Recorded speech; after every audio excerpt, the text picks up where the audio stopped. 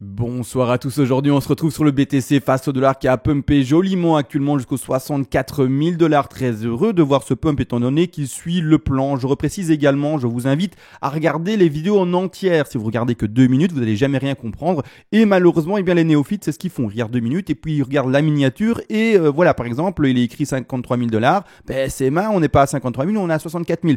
Regardez toute la vidéo, tout le développement, le chemin est dessiné. Si vous ne suivez pas le chemin et que vous regardez juste de loin, et bien juste l'arrivée, ça va être compliqué. J'agrandis n'empêche la vidéo d'hier, c'est-à-dire qu'à ce moment-là, on était sur un top aux alentours des 62 000 $ pratiquement, ouais, c'est ça, 62 500. On voyait la correction et elle a bel et bien lieu. Vous voyez ici les bougies rouges qui ont été consécutives et qui ont été cherchées. Je sais plus de tête, mais on va regarder ça par après. Et enfin, le rebond qui a eu lieu maintenant également vers les 64 000. On peut même monter encore un peu plus haut jusqu'aux 65 000 sans le moindre problème. On va d'ailleurs en parler aujourd'hui, c'est vraiment tout le sujet. La chute de la B, le rebond de la C pour trouver un top de sous Y, un top de X qui a un degré un peu plus grand et par après la correction 53 000, ça ne change toujours pas, mais on ne descend jamais encore une fois qu'avec des bougies rouges ou des bougies vertes quand on monte. Bien entendu qu'il y a toujours la tendance inverse qui s'introduit, c'est-à-dire que ici, qu'est-ce qu'on fait ensemble? Ce qu'on avait mis ensemble hier, on le dépose sur la correction, d'accord? Donc je vais mettre mon petit aimant pour le faire et maintenant on voit le rebond, c'est-à-dire ceci, ce qui est en train de se traduire par rapport à hier. Donc ça c'est vu, tout le développement de toute manière va être fait durant cette vidéo aussi, mais juste après la toute petite intro.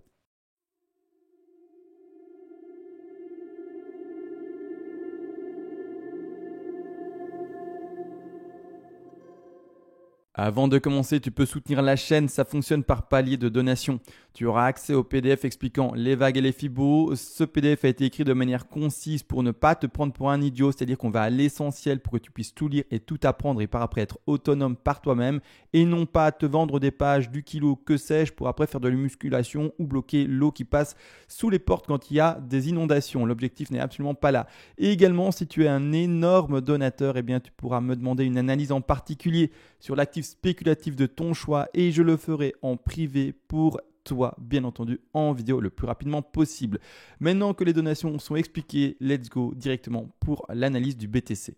Et ça y est, on se retrouve après cette fameuse petite intro. Je le rappelle, en quart d'heure. Je suis désolé, c'est vraiment du tout petit précis. Après, en fin de vidéo, ou en tout cas en milieu de vidéo, on va dézoomer, regarder les vagues de plus grande envergure. Je dézoome rapidement pour montrer, mais c'est un développement assez complexe. On se retrouve en fait dans une très grande WXY que l'on voit ici avec le développement montré en début de vidéo dans une toute petite configuration. Après, normalement, écrasement. Je rappellerai également pourquoi on doit favoriser cet écrasement. Si jamais cet écrasement ne devait pas arriver, comment également tout simplement anticiper les choses et c'est-à-dire par après agir, ouvrir son trade ou fermer peut-être son trade, ou ouvrir un short, ouvrir un long. Bien entendu, je rappelle, on favorise dans un marché qui est aussi boule des ouvertures de long et non pas de short, mais tout ça, il me semble que c'est de la logique pour les personnes qui veulent essayer de choper des grandes tendances.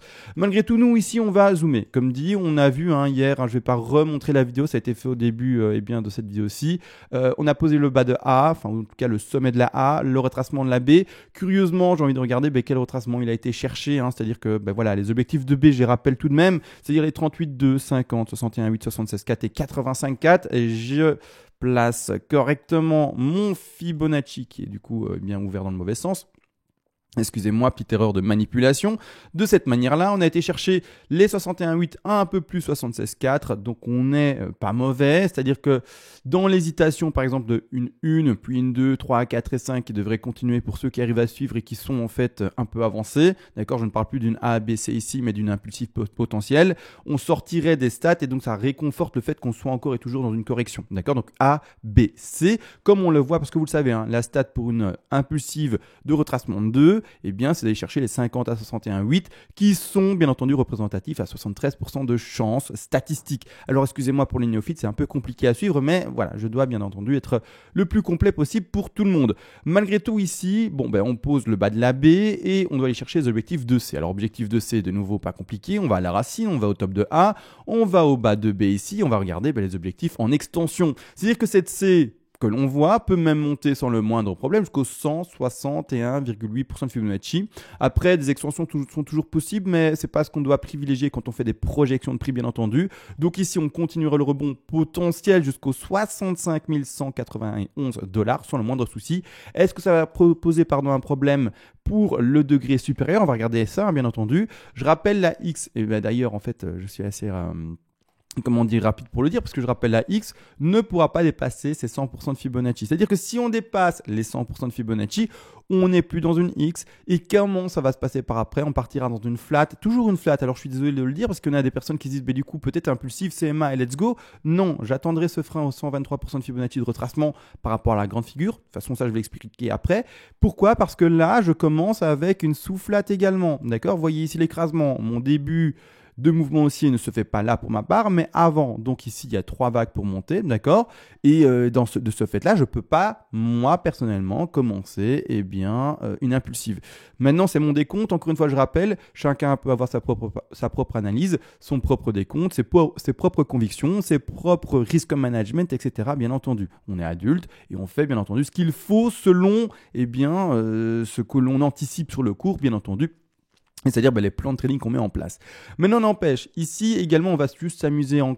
Je vais regarder si la time frame quart d'heure est bonne ou pas, mais on va essayer de voir en fait s'il y a encore un potentiel pump, oui ou non, ou si c'est déjà maintenant forcément la baisse. Alors premièrement, on a vu le potentiel jusqu'au 161,8 qui sont les prix. Alors je vais redire parce que moi de mémoire, je ne sais plus si je l'ai pris, si je l'ai dit. Et je ne sais plus en fait, c'est-à-dire les alentours des, ouais c'est ça, je pense que j'avais dit, 65 180, un peu moins, 171 $. Bon, voilà. Donc maintenant, n'empêche, dans le sous-décompte, je vais faire quoi? Je vais mettre ici tout simplement le récit en place. On est en quart d'heure, c'est une time frame assez petite. N'empêche, moi ce que j'ai envie de lire dans cette configuration-ci pour le moment, d'accord, c'est poser une toute petite voir une correction qui s'est faite en flat, vraiment à plat. Du coup, flat, ça veut également, vous l'avez compris, dire à plat, d'accord, voir ici une sous-flat dans le petit degré. On va pas passer en quart d'heure ou en 5 minutes, je vous le montre. Les tout néophytes qui ne le voient pas et qui ne comprennent pas, désolé, je vais zapper en tout cas ce développement-là. Pour ceux qui sont un peu plus avancés, voilà, vous me suivez, d'accord. Un bas de 2, un top de 3 ici, d'accord. Alors attention, pas sur celui-ci. Pour moi, ça, c'est le sous-décompte en quart d'heure d'une sous-5 qui se ferait du coup en, par exemple, 5 minutes. Par après, on va chercher un bas de 4 et enfin un top de 5. Ce qui me gêne un peu ici, c'est clairement... ceci en quart d'heure qui écrase un tout petit peu la racine. Maintenant, peut-être que je travaille ça en une time frame un peu trop précise. Il faudrait peut-être juste que je passe, par exemple, en 30 minutes. D'accord? Donc, encore une fois, le récit, pas forcément l'interpréter de manière trop stricte. Toujours avoir une certaine, une approche assez... pas fluide, c'est pas ça que je veux dire, mais en tout cas, voilà, on peut avoir plusieurs points de vue et il faut pas être trop strict. Bref, je trouve pas le mot, vous allez trouver pour moi, à mon avis, dans les commentaires. Mais voilà, d'accord, j'espère que ça s'est fait comprendre, bien entendu. Malgré tout, ici, dans cette correction-là, on peut retrouver encore une fois et toujours cette correction de 4 et le dernier rebond de 5 pour, dans toutes les time frames à ce moment-là, montrer bel et bien une belle divergence, c'est-à-dire voir par exemple un rebond de RSI qui n'arrivera pas à ce moment-là à redépasser son dernier plus haut, d'accord, alors que le cours, lui, fera un nouveau plus haut. Donc, les 65 000 ne sont absolument pas un problème dans mon développement personnel. Donc, continue à pumper petit BTC, tu suis le plan et donc là-dessus, il n'y a aucun souci. Maintenant également, on va regarder les projections juste par rapport au petit degré. Comme on a fait ici, d'ailleurs, là, énormément de lignes. J'en ai conscience, je vais mettre certaines lignes ici maintenant en retrait, comme ça on les voit moins. Et on voit surtout le degré qu'on travaille maintenant ensemble, d'accord? Donc hop, voilà, là il y a beaucoup moins de choses à l'écran. Là on travaille en fait la petite blanche en 30 minutes, je rappelle. Je voulais juste regarder également le retracement qu'a fait, la2. La2 a fait un retracement tout à fait classique, regardez bien, une 2 ici, d'ailleurs avec la fin de figure.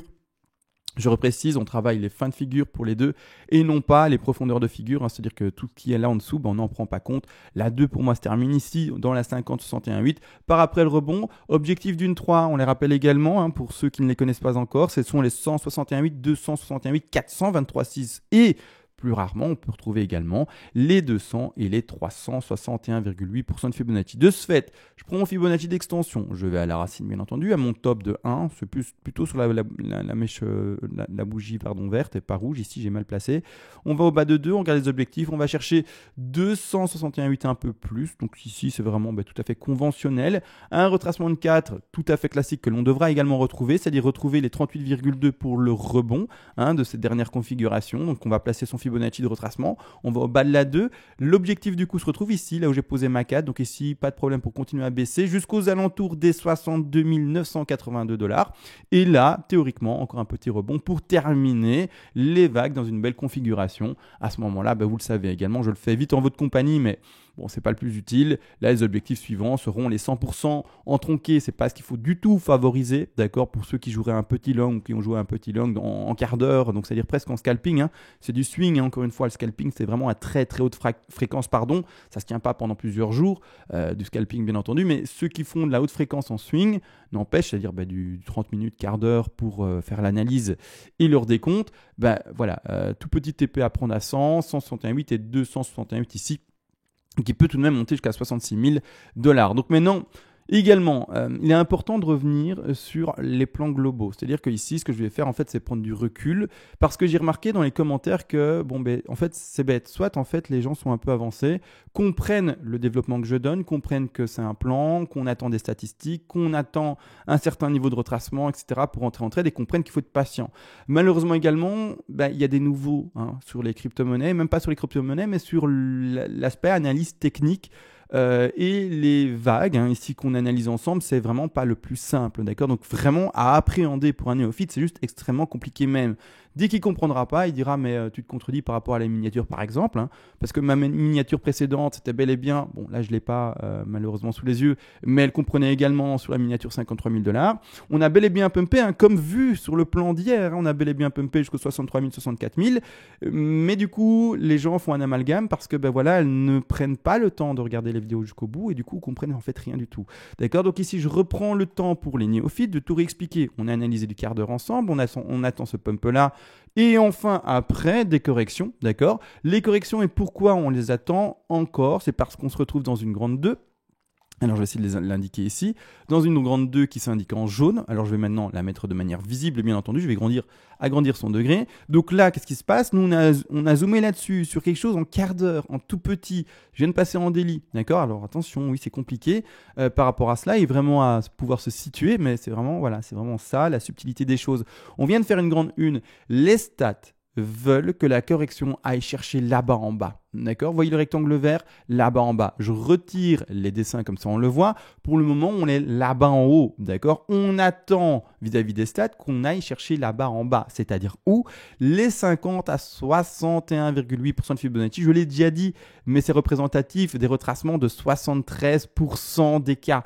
À partir de ce moment-là, on joue avec les stats. C'est-à-dire qu'on attend ce retracement-là. D'accord? On l'attend pour rentrer en trade. C'est-à-dire dans ces alentours de prix des 53 319, un peu plus bas, les 50 093 $. Quand on retombera dans cette zone-là, ça sera une belle et excellente opportunité de long.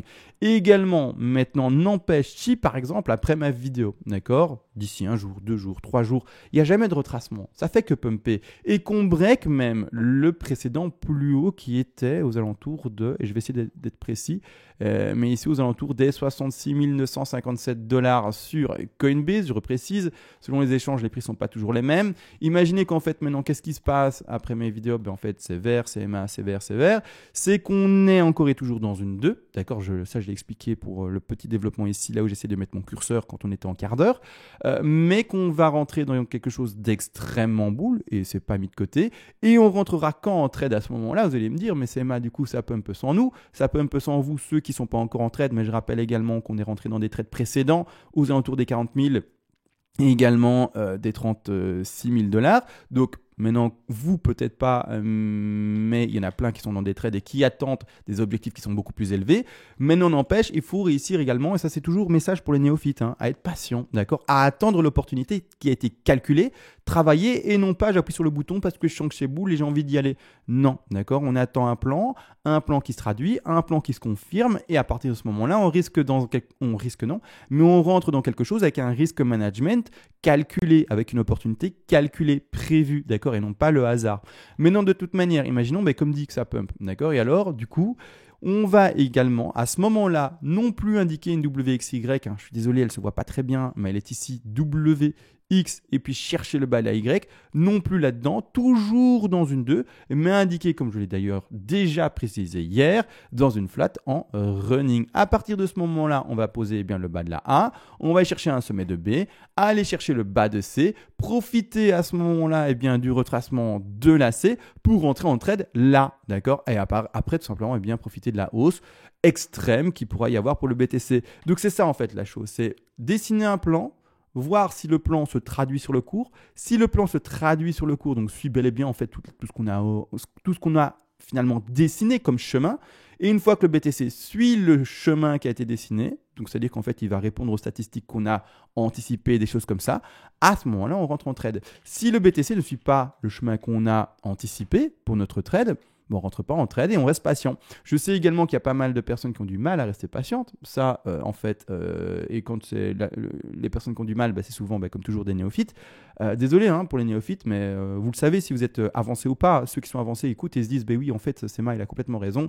Les néophytes, ils veulent appuyer sur le bouton et de manière trop rapide, alors qu'en fait, il faut réussir à être prudent et c'est-à-dire surtout non impatient, c'est-à-dire être patient. D'accord? Donc oui. Un néophyte, lui, ce qu'il veut, c'est rentrer direct, tout de suite, à tout moment. Également, je rappelle, je parle de trade et non pas d'investissement. Donc également, il faut savoir faire la part des choses. Quand est-ce que je parle de trade, quand est-ce que je parle d'investissement, etc. Donc là maintenant, bref, beaucoup de précautions aujourd'hui parce que je vous le dis, en fait, dans les commentaires, j'en ai lu. Des gens qui sont, à mon avis, débutants. Et c'est dommage, parce que du coup, c'est directement de l'insulte. Bon, de toute façon, pour moi, c'est directement masqué de la chaîne. Mais c'est-à-dire que, voilà, c'est un peu dommage de lire des personnes qui n'arrivent pas à comprendre un travail et qui du coup passent directement par la case violente parce qu'elles ne comprennent juste pas en fait. D'accord? Voilà, c'est dommage, mais c'est comme ça. Malgré tout, ici, le plan se construit à la perfection pour le moment. J'étais juste curieux de passer sur Ichimoku, ça fait longtemps qu'on ne l'a pas fait. On va juste regarder si s'est passé quelque chose, oui ou non. Je n'ai pas regardé moi-même, en fait, je vais regarder maintenant.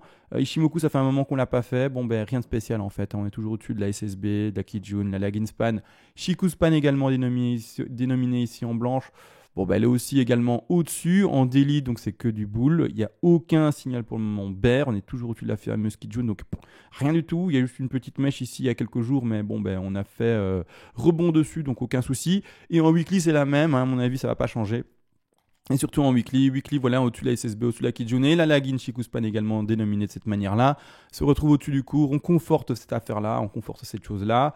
Voilà, tout se passe bien. Pour le moment, si on devait vraiment interpréter les choses de ce qui pourrait arriver plus tard, c'est-à-dire par exemple un retracement à 53 000 par rapport à la lecture, donc 53 000, j'essaye de le symboliser, voilà, c'est ça la petite ligne blanche que je viens d'indiquer, par rapport à la lecture que l'on peut avoir de Ichimoku, ce serait en fait que là, à cet endroit-là, on voit un creux. C'est-à-dire que pour le moment, ceux qui travaillent beaucoup Ichimoku vont dire qu'on a le support actuel vis-à-vis du cours, on est au-dessus du cours, on a le support actuel qui est plutôt plat à ce moment-là, et une fois qu'on passera avec une légère évolution d'ici une semaine, 2 semaines, qu'est-ce qui va se passer? On sera dans un vide. À ce moment-là, il n'y a aucun problème selon la lecture Ichimoku qui est la correction, donc la correction que j'ai dessinée ici, d'accord, qui est la correction, et on sera toujours bull jusqu'à aller trouver le support de la Kijun, d'accord, qui est pour le moment là, mais qui aura évolué avec le temps normalement, et se retrouvera peut-être un peu plus haut, ou peut-être un peu plus bas selon l'évolution qu'aura le cours, d'accord. Donc ici, ça, c'est l'interprétation, c'est-à-dire qu'on va passer à un niveau de support, on pourra très bien réécraser dans ce creux-là, et puis après, rester dedans, d'accord, sans pour autant repasser en scénario bear. Donc ici, hop, j'ai bien pris, et après rebondir de nouveau. Donc c'est-à-dire faire ça, et puis après rebondir après. Rappelez-vous, pourquoi est-ce que je dessine une ligne à droite et une ligne à gauche? Parce que le cours, par rapport à la Lagging et Shiku Span, eh bien c'est juste le cours qui est reporté avec, que je ne me trompe pas, attendez, est-ce que j'ai mes notes quelque part? Parce que là, je n'ai pas envie de dire de bêtises, que je ne l'ai plus en mémoire, mais il y a combien de périodes en arrière? Il y en a 26, d'accord? C'est vraiment, oui c'est ça, les 52, c'est la SSB. D'accord, donc ici clairement, voilà, il faut le comprendre, on a un creux, et donc c'est-à-dire qu'on aura un manque de support à l'interprétation Ishimoku. Donc on pourra à ce moment-là écraser sans pour autant sortir du scénario qui est boule. D'accord? Maintenant également, je vais vite montrer le plan et je vais le dézoomer, mais je ne vais pas l'aborder avec des Ishimoku du coup non, mais je ne vais pas l'aborder avec des retracements, je ne vais pas l'aborder avec des extensions ou quoi que ce soit. Je veux juste te montrer le plan global. Le plan global, c'est-à-dire qu'en fait on doit monter. Vous voyez le truc phénoménal, méga boule. Alors vous voyez que des chiffres, il est vrai. Mais clairement, c'est ça. D'accord? C'est vraiment un phénomène aussi extrême, hein, pour lequel, eh bien, moi, j'attends le développement. Un phénomène vraiment extrêmement fort, clairement, hein, d'accord? Et de ce fait, eh bien, voilà, je vais vous montrer ça, donc sans détailler, mais pour ceux qui ne comprennent pas où va le travail, donc en fait, ce n'est pas pour moi que je le fais, ni pour les personnes un peu plus avancées, c'est pour ceux qui sont complètement néophytes. On voit donc quoi? On voit un bull run et après une grosse correction, d'accord? Cette grosse correction de la grande 1 ici, bon, du coup, qui a un petit degré ici, vers la 2, c'est quoi? C'est toutes ces phases de crash qu'on a pu connaître, par exemple, en 2017, donc vers 2018. C'est toutes ces fameuses périodes de crash qu'on a pu connaître de manière plus ancienne. Et du coup, on va passer sur le BLX pour le montrer. Mais ce sont ces zones de crash très fortes également qu'on a pu lire. Donc ici, par exemple, en année de 2013, d'accord, 2013, de nouveau gros crash. Et puis après, ben, voilà, un peu innommable. Et maintenant, on est en train de connaître la même chose, un peu innommable, qui pour moi n'est pas non plus fini. Donc voilà, je remets le contexte par rapport aux grandes vagues pour ceux qui ne savent pas en fait comment interpréter le travail. J'ai vraiment mis beaucoup l'accent là-dessus parce que j'étais un peu choqué de 2-3 commentaires, il n'y en a pas eu beaucoup. Hein. La plupart des gens, sur les 13 000 qui ont regardé la vidéo hier, ils ont compris, d'accord? Mais il y en a quelques-uns qui ne comprennent pas et qui s'expriment. C'est à vous, 2-3, parce que vous n'êtes pas beaucoup en vrai, hein, mais vos messages, comme vous vous exprimez, ben, je les lis et je me dis mais c'est pas possible, comment est-ce qu'on peut être si, comment dire, pas idiot, parce que c'est pas ça, c'est une erreur par rapport au fait d'être néophyte et de pas écouter un message au complet, de s'intéresser au travail complet et je me dis mais soyez plus curieux que juste regarder une miniature ou 2 minutes de la vidéo, soyez plus curieux, regardez les choses en profondeur et ne vous arrêtez pas là. Je suis désolé pour cette vidéo qui du coup aura beaucoup parlé de ça aux néophytes. Mais j'en avais envie, en fait. J'en avais envie, je l'ai fait.